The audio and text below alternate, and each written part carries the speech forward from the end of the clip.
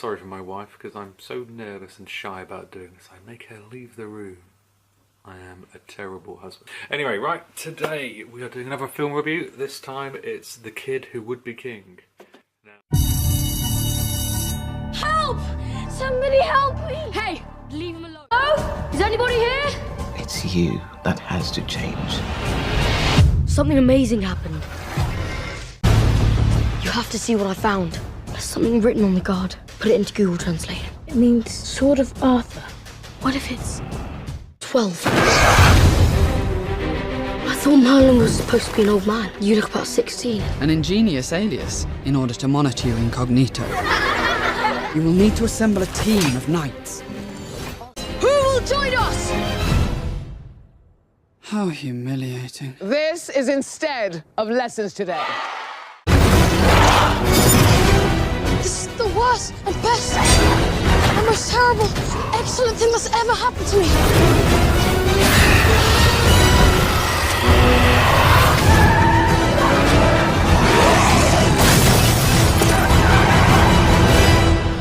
Where did you learn how to drive? Mario Kart.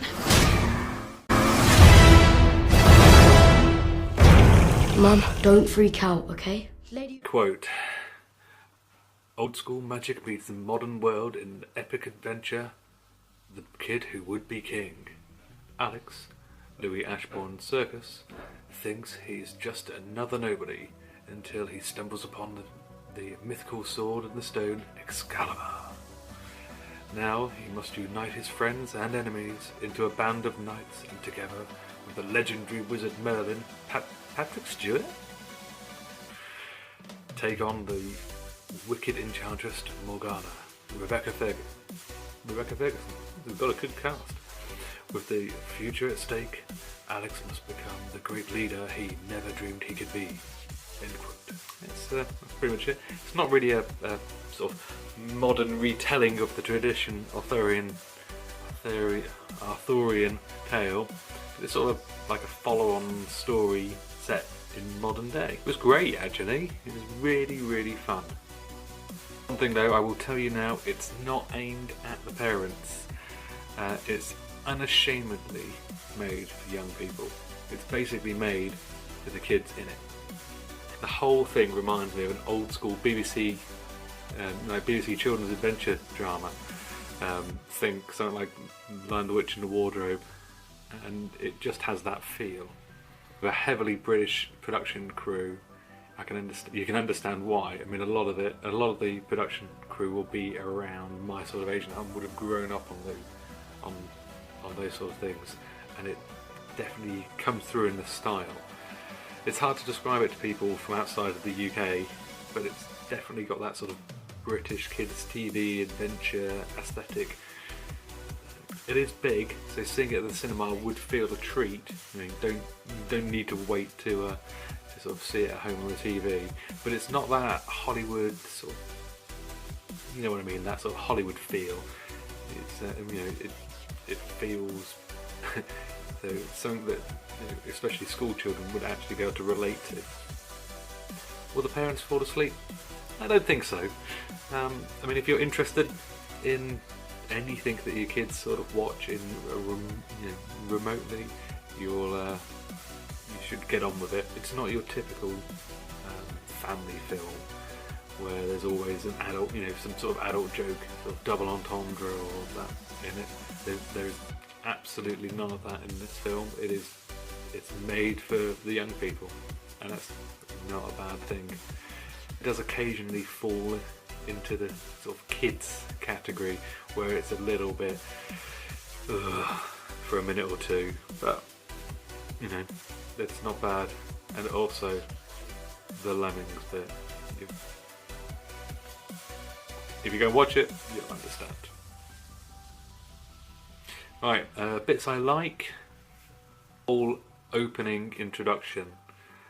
It's an animation. It is just done awesomely. It's great cartoon storybook feel to it, and it's classic and modern all at the same time. It's brilliant. It's one of the set pieces to the whole thing. So the cast, I don't think any of them are amazing and great, but they're all good. It's solid.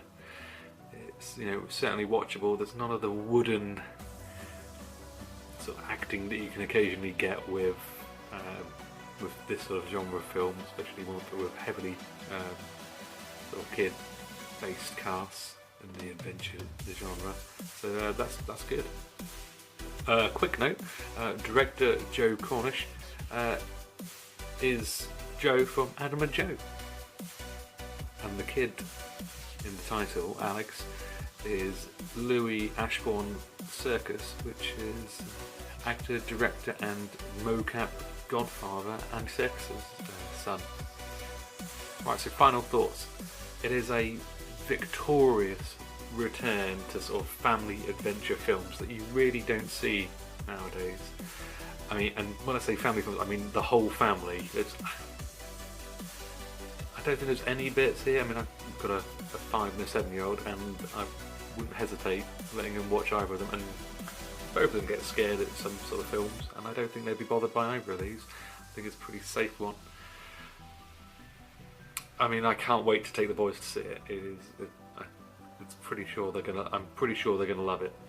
Sadly, so far it's been pretty much a box office bomb in its current market. So it's open in the States and a few other places, and it's really been to do with the timing and the marketing behind it. It's very hard to market a family adventure medieval film, especially following on from things like Robin Hood and the previous King Arthur thing, which just sort of killed the market anyway, even though they weren't family films.